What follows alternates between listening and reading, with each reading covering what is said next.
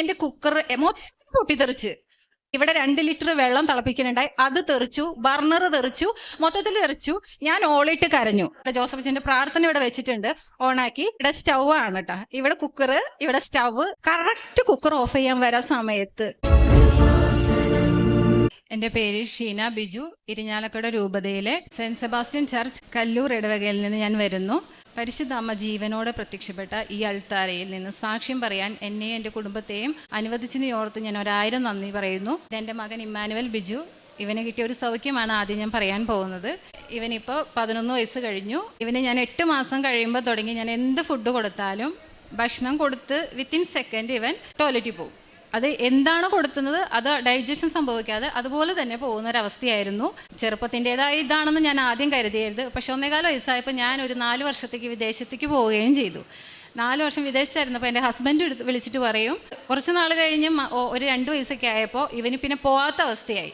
പോകാതിരുന്ന സമയത്ത് ഭർത്താവ് എന്നെ വിളിച്ചിട്ട് ഇങ്ങനെ പറയും, അവന് വയറ്റിൽ നിന്ന് പോകുന്നില്ല, വയറ് വേദന എടുക്കുന്നുണ്ടെന്ന് പറയും. അപ്പം ഞാൻ പറയും ഡോക്ടറെ കാണിക്കാൻ പറയും. ഡോക്ടറുടെ അടുത്ത് പോവും. ഡോക്ടർ മരുന്ന് കൊടുക്കുമ്പോൾ പിന്നെ ലൂസ് മോഷൻ ആവും. പലവട്ടം പോയി കഴിഞ്ഞ് കഴിയുമ്പോൾ കൊച്ചു വയ്യാതെ ആകുമ്പോൾ മരുന്ന് സ്റ്റോപ്പ് ചെയ്യും. ഇങ്ങനെ കണ്ടിന്യൂ ചെയ്തുകൊണ്ടിരുന്നു. ഒരു 4.5 വർഷം കഴിഞ്ഞപ്പോൾ ഞാൻ വിദേശത്ത് നിന്ന് നാട്ടിലേക്ക് എത്തി. നാട്ടിലെത്തിക്കുമ്പോൾ വർഷങ്ങൾ പോകും തോറും ഇവന് പോകാത്ത അവസ്ഥയായി, വയറ്റിൽ നിന്ന് പോകാത്ത അവസ്ഥയായി. ഇതൊക്കെ കാണുമ്പോൾ ഇവൻ ടോയ്ലറ്റിൽ പോകാൻ, കാരണം സ്കൂളിൽ പോയി തുടങ്ങുമ്പോൾ അറിയാലോ, സ്കൂളിൽ ഉച്ച ഭക്ഷണം കഴിക്കും. ആ സമയത്ത് ഇവൻ്റെ വയറ്റിൽ നിന്ന് അറിയാതെ പോകുന്ന അവസ്ഥയായി. ഞാൻ വിദേശത്തായിരുന്ന സമയത്ത് ചേച്ചിയായിരുന്നു കൊച്ചിനെ നോക്കിയിരുന്നത്. ചേച്ചിക്ക് ആ സമയത്ത് ഒരു 4-5 വയസ്സ് സമയത്തൊന്നും അതാരും കാര്യമായിട്ട് എടുത്തില്ല. പക്ഷെ ഞാൻ നാട്ടിൽ വന്ന സമയത്ത് ഇത് ഇവനെ ഭയങ്കരമായിട്ട് ബാധിച്ചു. സ്കൂളിൽ പോയി കഴിഞ്ഞിട്ടുണ്ടെങ്കിൽ ഉച്ചയ്ക്ക് ഭക്ഷണം കഴിച്ചാൽ ഇവനറിയാതെ പോകുന്ന അവസ്ഥയുണ്ട്. അങ്ങനെ ഇരിക്കുമ്പോൾ യൂട്യൂബ് സ്ക്രോൾ ചെയ്തുകൊണ്ടിരിക്കുന്ന സമയത്താണ് കളമശ്ശേരിയിലെ ഒരു യുവാവിൻ്റെ സാക്ഷി ഞാൻ കേൾക്കാനിടയായത്. ആ സാക്ഷ്യം കേട്ട ഉടനെ ഞാനിത് ചേച്ചിക്ക് സെൻഡ് ചെയ്ത് കൊടുത്തിട്ട് ഞാൻ പറഞ്ഞു, ഇങ്ങനൊരു സംഭവം ഉണ്ട് ആലപ്പുഴയിൽ, നമുക്കൊന്ന് പോയി ഉടമ്പടി എടുക്കാമെന്ന് പറഞ്ഞു. അങ്ങനെയാണ് ഞാൻ 2022 ആദ്യമായിട്ട് ഇവിടെ വന്ന് ഉടമ്പടി എടുത്തത്. ഉടമ്പടി എടുത്ത് അതിൽ പറഞ്ഞ കാര്യങ്ങളെല്ലാം പോലെ ഞാൻ പാലിക്കുകയും പ്രാർത്ഥന എല്ലാം ചെയ്യുകയും ചെയ്തിരുന്നു. പക്ഷെ ഒരുപാട് സഹനങ്ങളിലൂടെ ഞാൻ കടന്നു പോയായിരുന്നു. എങ്കിലും പ്രതീക്ഷ കൈവിടാതിരുന്നു. അപ്പോൾ ഒരു ചേച്ചിയുടെ സാക്ഷ്യം പറഞ്ഞപ്പോൾ അതിൻ്റെ മകൻ്റെ ആവശ്യത്തിന് വേണ്ടിയിട്ട് 1 വർഷത്തോളം പ്രാർത്ഥിച്ചിട്ടും നടക്കാതിരുന്നപ്പോൾ 2 വചനങ്ങൾ ആ ചേച്ചി പറയായിരുന്നു. ഒന്ന് യെശയ്യാ 30 കർത്താവ് നിനക്ക് കഷ്ടതയുടെ അപ്പവും ക്ലേശത്തിൻ്റെ ജലവും തന്നാലും നിന്റെ ഗുരു നിന്നിൽ നിന്ന് മറഞ്ഞിരിക്കുകയില്ല, നിന്റെ ദൈന്യങ്ങൾ കർത്താവിനെ ദർശിക്കും. ആ വചനവും അങ്ങനെയെങ്കിൽ രാവും പകലും തന്നെ വിളിച്ചപേക്ഷിക്കുന്നവർക്ക് കർത്താവ് നീതി നടത്തി കൊടുക്കുകയില്ലേ, അതിന് കാലവിളംബം വരുത്തുമോ. ഈ 2 വചനങ്ങളും ഞാൻ കേട്ട ഉടനെ അത് എൻ്റെ നോട്ട്ബുക്കിൽ എഴുതി വെച്ചിട്ട് ഞാൻ ആ വചനം ചൊല്ലി പ്രാർത്ഥിക്കുകയും പിന്നീട് ഇവിടെ നടന്ന അഖണ്ഡ ജപമാലയിൽ പങ്കെടുക്കുകയും ഈ നിയോഗമാണ് ഞാൻ ഏറ്റവും കൂടുതൽ സമർപ്പിച്ച് പ്രാർത്ഥിച്ചത്. അഖണ്ഡ ജപമാല കഴിഞ്ഞ ഒരു ദിവസം ഇവൻ്റെ കാല് ചെറിയൊരു ഫ്രാക്ചർ ആയ സമയത്ത് ഇവൻ വീട്ടിൽ ഇരിക്കുകയാണ്. അപ്പം അന്ന് ചൊവ്വാഴ്ച ആരാധനയുടെ സമയത്ത് ഞാൻ ആരാധന ഫുള്ളായിട്ട് കൂടിക്കൊണ്ടിരിക്കുകയാണ്. ലാസ്റ്റ് ആരാധനയുടെ സമയത്ത് ജോസഫ് അച്ഛൻ പറയുന്നുണ്ട്, നിങ്ങൾ രോഗിയുടെ ഏതവസ്ഥയാണോ ആ ഭാഗത്ത് കൈകൾ വെച്ച് പ്രാർത്ഥിക്കാൻ പറഞ്ഞു. അപ്പം അതുവരെ ഇവൻ കളിച്ചിങ്ങനെ ഞൊണ്ടി കളിച്ചുകൊണ്ട് നടക്കുന്നുണ്ട്. ഞാൻ ആ സമയത്ത് ഇവനോട് പറഞ്ഞു, മോനിങ്ങോട്ട് അടുത്ത് വാ, മോൻ പ്രാർത്ഥിക്കുക. കാരണം ഞാൻ ഈ അറിയാതെ ഈ പോകുന്ന സമയത്ത് ഒരു വെക്കേഷന് ഒരു ടൂറ് പോവാണെങ്കിൽ എനിക്ക് ഇവനെ എവിടെയും വിടാൻ പറ്റാത്ത അവസ്ഥ. ചേച്ചിമാർ പറയും, ഒരു ദിവസം നീ ഞങ്ങളുടെ കൂടെ വിട്, വെക്കേഷൻ വന്ന വീട്ടിൽ കൊണ്ട് നിർത്തുന്ന പറയുമ്പോൾ ഈ അവസ്ഥ ഞാൻ അനുഭവിച്ച പോലെ ആർക്കും ഇത് അറിയാൻ പറ്റാത്തത് കൊണ്ട് ഞാൻ ആരോടും അങ്ങനെ പറയാറില്ല. എൻ്റെ ഒരു ചേച്ചി, ഇവരെ നോക്കിയിരുന്ന ചേച്ചിക്ക് അറിയാം എൻ്റെ ഈ അവസ്ഥ എന്താണെന്നുള്ളത്. അതുകൊണ്ട് ഞാൻ ഒരാളുടെ വീട്ടിലേക്ക് വിടൂല, നിർത്താനായിട്ട് വിടില്ല. പിന്നെ ഈ ആരാധന സമയത്ത് അപ്പം ഞാൻ ഇവനോട് അടുത്ത് വിളിച്ചിട്ട് ഈ കാശ് രൂപം ഞാൻ ഇവൻ്റെ കയ്യിൽ കൊടുത്തിട്ട് ഞാൻ പറഞ്ഞു, മോൻ ഇത് വെച്ച് പ്രാർത്ഥിക്കും, മോൻ്റെ ഈ അവസ്ഥ മാറും. കാരണം ലാസ്റ്റ് സ്കൂളിലേക്ക് പോകുമ്പോൾ ഞാനിവനെ പാമ്പർ കെട്ടിയിട്ട് വിടാറ്. എല്ലാ ദിവസവും വരുമ്പോൾ ടീച്ചർമാർ ഇന്നവരെ എന്നോട് പരാതി പറഞ്ഞിട്ടില്ല, പക്ഷെ ഞാനിവനെ പാമ്പർ കെട്ടിച്ച് വിടും. സ്കൂളിൽ നിന്ന് എടുക്കാൻ ചെല്ലുമ്പോൾ ഞാൻ ആദ്യം ചോദിക്കും, എന്താ പഠിപ്പിച്ചതെന്നല്ല ഞാൻ ചോദിക്കുക, ഇന്ന് ടോയ്ലറ്റിൽ പോയോ എന്ന് ചോദിക്കുമായിരുന്നു ഞാൻ. ആരാധന സമയത്ത് ഈ കാശ് രൂപം ഞാൻ ഇവൻ്റെ കയ്യിൽ കൊടുത്ത് മോൻ പ്രാർത്ഥിച്ചോളാൻ പറഞ്ഞു. ഞാൻ ഇവൻ്റെ അടുത്ത് മുട്ടുകുത്തി നിന്ന് ഫോൺ ഇവിടെ അടുത്ത് വെച്ചിട്ട് വിശ്വാസ പ്രമാണം ചൊല്ലി തൈലം ഇവൻ്റെ വയറ്റിൽ പുരട്ടി ഞാൻ പ്രാർത്ഥിക്കുക. അപ്പം അച്ഛനിങ്ങനെ പ്രാർത്ഥിക്കുന്ന സമയത്ത് ഞാൻ പ്രാർത്ഥിച്ചു. ആ സമയത്ത് ആരാധന കഴിഞ്ഞ് കഴിഞ്ഞപ്പോൾ ഇവൻ എന്നോട് പറഞ്ഞു, എനിക്ക് ഭക്ഷണം തരാൻ പറഞ്ഞു. ഞാൻ ഭക്ഷണം കൊടുത്തു. അതുവരെ ഇവൻ ടോയ്ലറ്റിൽ പോകണമെന്നൊരു സംഭവം പറയത്തില്ലായിരുന്നു. ഞാൻ തല്ലിയമിക്കണായിരുന്നു, എവിടെ പോന്നും പറഞ്ഞു. ഞാൻ ഒരുപാട് ഇവൻ അടിച്ചിട്ടുണ്ട്, അത് അവൻ്റെ അവസ്ഥയാണ്. പക്ഷെ നമ്മുടെ ഡിപ്രഷൻ കൊണ്ട് ഒരുപാട് ഞാൻ ഇവനെ അടിച്ചിട്ടുണ്ട്. ആ സമയത്ത് ആരാധന കഴിഞ്ഞ് ഇവൻ ഭക്ഷണം കഴിച്ചു കഴിഞ്ഞ് ഇവൻ പറഞ്ഞു അമ്മ എനിക്ക് അന്ന് പറഞ്ഞു അമ്മ എനിക്ക് ടോയ്ലറ്റിൽ പോകണമെന്ന് പറഞ്ഞു. ഇവൻ ടോയ്ലറ്റിൽ പോയി. ഞാൻ പാത്രം കഴുകാനും പോയി. അത് കഴിഞ്ഞ് വന്നു കഴിഞ്ഞപ്പോൾ തന്നെ ഇവൻ എന്നെ വീണ്ടും വിളിക്കാം, അമ്മ ഇങ്ങോട്ട് വരാൻ പറഞ്ഞ്. ഞാൻ ചെന്ന് ബാത്റൂമിൽ നോക്കിയപ്പോൾ ഈ 10 വർഷം ഞാൻ പ്രാർത്ഥിച്ചതിൻ്റെ ഇവന്റെ വയറ്റിൽ അതുവരെ കെട്ടിക്കിടന്ന ഫുൾ മോഷനും ഞാൻ നോക്കുമ്പോൾ ടോയ്ലറ്റിൽ പോയേക്കുവാണ്. ആരാധന കഴിഞ്ഞപ്പോൾ തന്നെ അന്നും അതിന്റെ പിറ്റേ ദിവസവും 2 പ്രാവശ്യം അവന്റെ വയറ്റിൽ കെട്ടിക്കിടന്ന് എല്ലാം ക്ലിയർ ആയിട്ട് പോയി. അതിനുശേഷം ഞാൻ ഒരു 5-8 മാസം ഇത് നോക്കിയായിരുന്നു, ഇവൻ തന്നെ ടോയ്ലറ്റിൽ പോകുന്നുണ്ടാ, ഇവൻ ഇങ്ങനത്തെ ഒരു അവസ്ഥയിൽ. ഇപ്പോൾ ഒരു 1.25 വർഷമായിട്ട് ഇവൻ അങ്ങനത്തെ ഒരു പ്രശ്നമില്ല. ഇവൻ മര്യാദയ്ക്ക് ഭക്ഷണം കഴിക്കാൻ തുടങ്ങി, കറക്റ്റായിട്ട് ടോയ്ലറ്റിൽ പോകാൻ തുടങ്ങി. ഇതിന് ഞാൻ പരിശുദ്ധ അമ്മയ്ക്കും ഈശോയ്ക്ക് 1000 നന്ദി പറയുന്നു. കാരണം ഞാൻ അതിന് മാത്രം ഡിപ്രഷനിലൂടെ ഞാൻ ഈ അവസ്ഥയിൽ കടന്നു പോയിട്ടുണ്ട്. രണ്ടാമതെന്ന് പറഞ്ഞാൽ ഞാൻ UK ട്രൈ ചെയ്യാൻ വേണ്ടിയിട്ട് ഞാൻ IELTS തയ്യാറെടുത്തിരുന്നു. ജസ്റ്റ് 1 മാസം ഞാൻ ക്ലാസ്സിൽ പോയുള്ളൂ. കാരണം വീട്ടിലെ സാഹചര്യങ്ങൾ കൊണ്ട് എനിക്ക് ക്ലാസ്സിനൊന്നും പോകാൻ പറ്റിയില്ല. IELTS പോയി ഡേറ്റ് എടുത്ത ശേഷം ഞാനിവിടെ വന്ന് ജോസഫ് അച്ഛനെ കാണുകയും അച്ഛൻ ഇവിടെ സൈത്ത് പൂശി പ്രാർത്ഥിക്കുകയും ഒരു കാശുരൂപം വെഞ്ചരിച്ച് തരികയും ചെയ്തിരുന്നു. എക്സാം ഡേറ്റ് എടുത്ത് ഞാൻ എക്സാമിന് പോയപ്പോൾ വിശുദ്ധ തൈലം പുരട്ടി. കാരണം എനിക്ക് 10 ആൾ കൂടുന്നിടത്ത് സംസാരിക്കാനുള്ളൊരു ഇതില്ലാത്ത ആളാണ്. അപ്പം ഞാൻ എക്സാമിനർ ചോദിക്കുമ്പോൾ അതിന് കറക്റ്റായിട്ട് ആൻസർ എന്തെങ്കിലും പറയാനുള്ളൊരു കൃപ കിട്ടണമെന്ന് ഞാൻ പ്രാർത്ഥിച്ചു. വിശുദ്ധ തൈലവും ഈ കാശുരൂപം എൻ്റെ പോക്കറ്റിൽ വെച്ചിട്ടാണ് ഞാൻ പോയിരുന്നത്. അതുപോലെ തന്നെ എക്സാമിന് ചോദിച്ച കാര്യങ്ങളെല്ലാം ഒന്നും നിർത്താതെ പറയാനായിട്ട് എനിക്ക് സാധിച്ചു. ലാസ്റ്റ് റിസൾട്ട് വന്നപ്പോൾ ഫസ്റ്റ് അറ്റംപ്റ്റിൽ തന്നെ എനിക്ക് UK സ്കോർ നൽകി മാതാവ് അനുഗ്രഹിച്ചു. അടുത്തതായിട്ട് ഞാൻ ഈ വിദേശത്ത് നിന്ന് നാട്ടിൽ വന്നു കഴിഞ്ഞപ്പോൾ ഇവരെ ആളില്ലാത്തതുകൊണ്ട് ഞാൻ നാട്ടിൽ വന്നതിന് ശേഷം ഞാൻ ഒരു ജോലിക്ക് ട്രൈ ചെയ്തായിരുന്നു. ഞാൻ ഒരു ലാബ് ടെക്നീഷ്യനാണ്. ജോലിക്ക് ട്രൈ ചെയ്തിട്ട് ഈ വിദേശത്ത് പോയ ഇയർ ഗ്യാപ്പ് കാരണം കൊണ്ട് ജോലി തരുന്നുണ്ടായില്ല. തന്നാൽ തന്നെ ഒരുപാട് ലോങ്ങും രാവിലെ 6 മണിക്ക് എത്തണമായിരുന്നു. രാവിലെ 6 മണിക്ക് എത്തുമ്പോൾ ഇവരെ സ്കൂളിൽ വിടാനുള്ള ബുദ്ധിമുട്ട് കൊണ്ട് 6 മണിക്ക് ഞാൻ വീട്ടിൽ നിന്ന് അങ്ങനെയാണെങ്കിൽ 5 മണിക്ക് പോകണം. അപ്പോൾ ഇവരെ രണ്ടുപേരും 2 സ്കൂളിൽ പഠിക്കുന്നത് കൊണ്ട് എനിക്കത് ബുദ്ധിമുട്ടായിരുന്നു. ഞാൻ എന്നാലും ഇങ്ങനെ പ്രാർത്ഥിക്കാറുണ്ട്, ഒരു ജോലി വേണം, ഇപ്പോഴാണ് എനിക്ക് ജോലിക്ക് പോകാൻ പറ്റുന്നതെന്നുള്ളൊരിത്. അങ്ങനെ എൻ്റെ ചേച്ചി പറഞ്ഞു, എടി ഡോക്ടേഴ്സിൻ്റെ ഗ്രൂപ്പിലൊരു വേക്കൻസി വന്നിട്ടുണ്ട്, നീ ജസ്റ്റ് ഒന്ന് പോയി അറ്റൻഡ് ചെയ്ത് നോക്കുമെന്ന് പറഞ്ഞു. അങ്ങനെ ഞാൻ പോയി ഇൻ്റർവ്യൂ അറ്റൻഡ് ചെയ്ത് അവരന്ന് സെലക്ട് ചെയ്തു. ഞാനിപ്പോൾ 1 വർഷമായി ജോലിയിൽ നിൽക്കുന്നു. ഞാൻ ഉദ്ദേശിച്ച സമയത്ത് മോള് രാവിലെ സ്കൂളിൽ പോയതിന് ശേഷം ഇവനെ 9 മണിക്ക് സ്കൂളിലും വിട്ടിട്ട് ജോലിക്ക് പോകാൻ പറ്റുന്ന സമയം അനുസരിച്ച് എനിക്ക് മാതാവ് ഒരു ജോലി തന്നു. 1 വർഷമായിട്ട് ഞാനിപ്പോൾ ആ ജോലി ചെയ്യുന്നു. ഇതാണ്. പിന്നെ ഉടമ്പടി എടുത്തതിന് ശേഷം എനിക്ക് ഒരുപാട് അനുഗ്രഹങ്ങൾ കിട്ടിയിട്ടുണ്ട്. അതിനകത്ത് ഏറ്റവും ഇമ്പോർട്ടൻ്റ് ആയിട്ട് ഞാൻ പറയാൻ ചെയ്യാൻ കാരണം ഇവൻ്റെ ഇത് എനിക്ക് കൺഫേം ചെയ്തിട്ട് വേണം ഇവിടെ വന്ന് പറയാനായിട്ട്. പിന്നെ ഞാൻ എഴുതിയിരിക്കുന്ന സാക്ഷ്യങ്ങൾ ആരും ഇവിടെ സ്ഥലത്തില്ല, എല്ലാവരും വിദേശത്ത് ജോലിയിലാണ്. അതുകൊണ്ട് അവരിങ്ങോട്ട് കൊണ്ടുവരാൻ പറ്റുന്നില്ല. ഉടമ്പടി എടുത്തിട്ടുള്ള എൻ്റെ ജീവിതം എന്ന് പറഞ്ഞിട്ടുണ്ടെങ്കിൽ പ്രേക്ഷിത പ്രവർത്തനമായിട്ട് ഞാൻ പത്രം വാങ്ങുന്നത് അന്ന് മുതൽ കൊടുക്കാൻ ആരംഭിക്കും. പത്രങ്ങൾ, ഹോസ്പിറ്റലുകൾ, ടാക്സി സ്റ്റാൻഡ്, ഓട്ടോ സ്റ്റാൻഡ്, അങ്ങനെ എല്ലാ സ്ഥലങ്ങളിലും പത്രം കൊടുക്കാറുണ്ട്. പലരും എന്നെ പത്രം കൊടുക്കുമ്പോൾ ഈശോയുടെ പരസ്യമായിട്ട് വരുന്നു എന്നും പറഞ്ഞ് കളിയാക്കിയിട്ടുമുണ്ട്.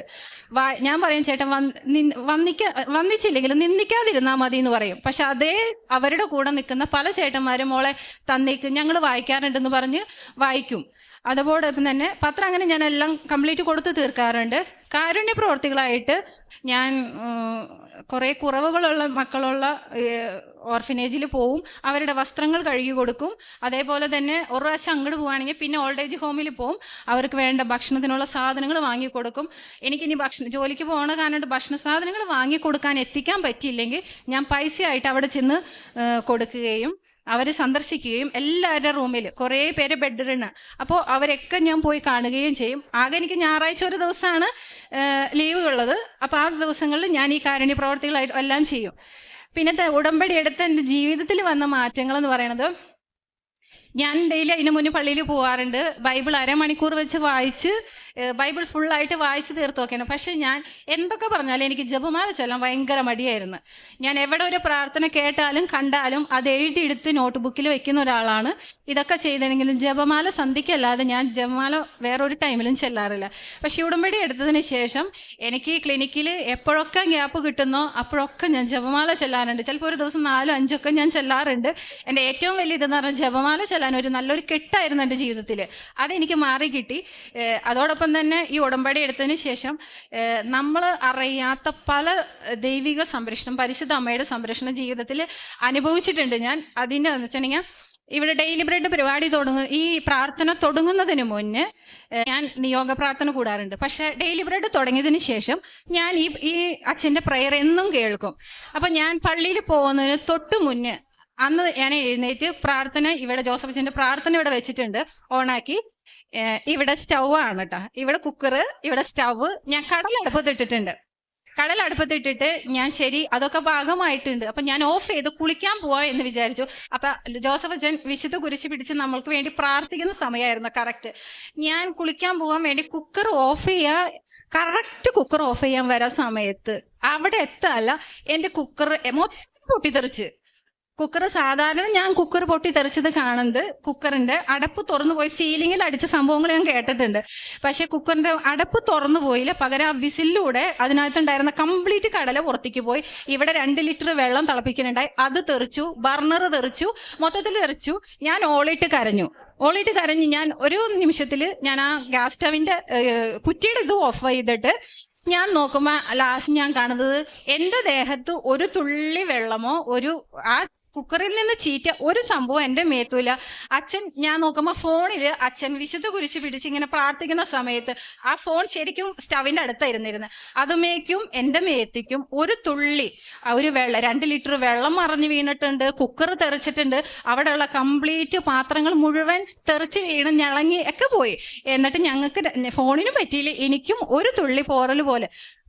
പിന്നെ ഞാൻ വണ്ടി ഓടിക്കുന്ന ആളാണ്. വണ്ടി ഓടിക്കുമ്പോഴും പലപ്പോഴും ജോലിക്ക് കറക്റ്റ് ടൈമിന് എത്താൻ വേണ്ടിയിട്ട് ഞാൻ സ്പീഡിൽ പോകുന്ന ആളാണ്. പക്ഷെ എന്നും എൻ്റെ കയ്യിൽ എൻ്റെ ഈ യൂണിഫോമിൻ്റെ പോക്കറ്റിൽ ഈ ജപമാലയും വിശുദ്ധ കുരിശിൻ്റെ ഒരു ക്രൂശിത രൂപം എൻ്റെ ഈ പോക്കറ്റിൽ എപ്പോഴും ഞാൻ ഇട്ടിട്ടാണ് പോവാറ്. പലവിധ അപകടങ്ങളിൽ നിന്ന് സംരക്ഷിച്ച ഒരു അനുഭവം എനിക്കുണ്ടായിട്ടുണ്ട്. മാതാവിൻ്റെ പ്രസൻസ് അനുഭവിക്കാൻ സാധിച്ചിട്ടുണ്ട്. ഇത്രയും വലിയ അനുഗ്രഹങ്ങൾ. അതുപോലെ തന്നെ ഞാൻ വഴി എൻ്റെ വീട്ടിൽ 7 മക്കളാണ്. 7 മക്കളിൽ 6 പേരും ഉടമ്പടിയിലേക്ക് ഞാൻ കൊണ്ടുവന്നിട്ടുണ്ട്. 6 പേരും ഉടമ്പടി എടുത്ത് കണ്ടിന്യൂസ് ഉടമ്പടിയിൽ നിലനിൽക്കുന്ന ആളാണ്. അവരുടെ മക്കളെല്ലാവരും വിദേശത്ത് പോയി, അവരും ഉടമ്പടി എടുത്ത് ജീവിക്കുന്നവരാണ്. അതുപോലെ വീടിൻ്റെ അടുത്തുള്ളവരൊക്കെ ഉടമ്പടി എടുപ്പിക്കാനും അവരിവിടെ വന്ന് സാക്ഷ്യം പറയാനും ഒക്കെ ഒരു കൃപ തന്നിട്ടുണ്ട്. ഇത്രയേറെ അനുഗ്രഹങ്ങൾ തന്ന പരിശുദ്ധ അമ്മയ്ക്കും ദൈവമാതാവിനും ഈശോയ്ക്കും 1000 നന്ദി പറഞ്ഞുകൊണ്ട് ഞാൻ നിർത്തുന്നു. ജോബിന്റെ പുസ്തകം 11-ാം അധ്യായം 16 മുതലുള്ള തിരുവചനങ്ങള്: നിന്റെ ദുരിതങ്ങൾ നീ വിസ്മരിക്കും, ഒഴുകിപ്പോയ ജലം പോലെയേ നീ അതിനെ ഓർക്കുകയുള്ളൂ. നിന്റെ ജീവിതം മധ്യാഹ്നത്തേക്കാൾ പ്രകാശമേറിയതായിരിക്കും, അതിൻ്റെ ഇരുട്ട് പ്രഭാതം പോലെയായിരിക്കും. തൻ്റെ മകൻ്റെ കാര്യത്തിലുള്ള പരിശുദ്ധ അമ്മയുടെ കരുതല്, ഇടപെടല്, ഉടമ്പടിയിലൂടെ തൻ്റെ മകന് അനുഭവിച്ചു കൊണ്ടിരുന്ന 10 വർഷമായിട്ട് ആ മകന് ഉണ്ടായിരുന്ന അസ്വസ്ഥതകൾ എന്താണെന്ന് നാം ക്ലിയറായിട്ട് കേട്ടുകൊണ്ടിരുന്നതാണ്. അതെല്ലാം എങ്ങനെയാണ് ഒരു ഉടമ്പടി ആരാധനയിൽ ബഹുമാനപ്പെട്ട VP ജോസഫ് അച്ഛൻ രോഗസൗഖ്യ പ്രാർത്ഥനയുടെ സമയത്ത് പറയുന്നതും നാം എല്ലാവരും അച്ഛൻ പറയുന്നത് പോലെയൊക്കെ ചെയ്യുന്നതുമൊക്കെ നമുക്ക് പരിചിതമായ കാര്യങ്ങളാണ്. അതുകൊണ്ട് തന്നെയാണ് ഉടമ്പടി ആരാധന അത് ഏറ്റവും നാം ഇവിടെ കൂടുന്നത് പോലെ ഓഫ്ലൈനിൽ കൂടുന്നത് പോലെ തന്നെ നാം ആയിരിക്കുന്നിടത്ത് അത്രയേറെ ആദരവോടെ വിശുദ്ധമായ ഒരു സാഹചര്യത്തിൽ തന്നെ ഉടമ്പടി ആരാധന നാം പങ്കുകൊള്ളുമ്പോൾ നമുക്ക് കിട്ടുന്ന ദൈവിക കൃപകളുടെ അളവ് അതൊരിക്കലും വർണ്ണിക്കാൻ സാധ്യമല്ല. അങ്ങനെ തൻ്റെ മകന് കിട്ടിയ രോഗസൗഖ്യം, അതിൽ പിന്നീട് ഇപ്പോൾ എത്ര നാളായി ഈ മകൾ തന്നെ വീക്ഷിച്ചു കൊണ്ടിരിക്കുകയാണ്. തൻ്റെ മകൻ ഇപ്പോൾ 1.5 വർഷത്തോളമായി. ഇപ്പോൾ യാതൊരുവിധ കോംപ്ലിക്കേഷനുമില്ല, നോർമലായിട്ട് ഫുഡ് കഴിക്കുന്നു. അതുപോലെ തന്നെ ആ മകൻ്റെ മറ്റ് അസ്വസ്ഥതകളും എല്ലാം മാറി എന്നുള്ളതാണ് നാം കേട്ടത്. പിന്നീട് തൻ്റെ IELTS കാര്യം, അതുപോലെ തന്നെ തനിക്ക് ലഭിച്ച ജോലി, തനിക്ക് 4 വർഷമായിട്ട് ജോലി ആഗ്രഹിക്കുന്നു, എന്നാൽ ജോലി ലഭിക്കുന്നില്ല. തൻ്റെ ഗ്യാപ്പ് ഒരു കാരണമാണ്. അങ്ങനെയൊക്കെയുള്ള ആ ഒരു അവസരത്തിൽ എങ്ങനെയാണ് ഉടമ്പടിയിലൂടെ തന്നെ തനിക്ക് ലഭിച്ച ജോലിയും താൻ എങ്ങനെ കാരുണ്യ പ്രവർത്തനങ്ങളെ പ്രേക്ഷിത പ്രവർത്തനം ചെയ്യുന്നു, തൻ്റെ കുടുംബത്തിൽ എല്ലാവരും എങ്ങനെയാണ് ഉടമ്പടിയിലേക്ക് വന്നത്, ഇന്ന് തനിക്ക് ജപമാല അർപ്പിക്കുവാനായിട്ട് എന്ത് തീഷ്ണതയാണ് ഇന്നുള്ളത്. താൻ അങ്ങനെയൊന്നും ചെയ്യുന്ന വ്യക്തി ആയിരുന്നില്ല. അതുപോലെ തനിക്ക് കിട്ടിയ സംരക്ഷണം, അതും ഡെയിലി ബ്രെഡ് പ്രെയർ നടക്കുമ്പോൾ എങ്ങനെയാണ് തനിക്കൊരു പോറലില്ലാതെ തന്നെ പരിശുദ്ധ അമ്മ കാത്തു സംരക്ഷിച്ചത്. ഈശോയുടെ സംരക്ഷണം തനിക്ക് എപ്പോഴുമുണ്ട്. അമ്മയോട് പ്രാർത്ഥിക്കുന്നവരെയൊക്കെ അമ്മ ഈശോയുടെ സംരക്ഷണ വലയത്തിൽ കൊണ്ടുവരികയാണ്. അതുകൊണ്ട് തന്നെ ഇന്ന് ഈ കുടുംബം ഇവിടെ വന്നതെന്ന് നന്ദി അർപ്പിക്കുമ്പോൾ ദൈവസന്നിധിയിൽ നമുക്കും കരങ്ങളടിച്ച് ഈശോയ്ക്കും അമ്മയ്ക്കും നന്ദി പറയാം, ദൈവത്തെ ആരാധിക്കാം.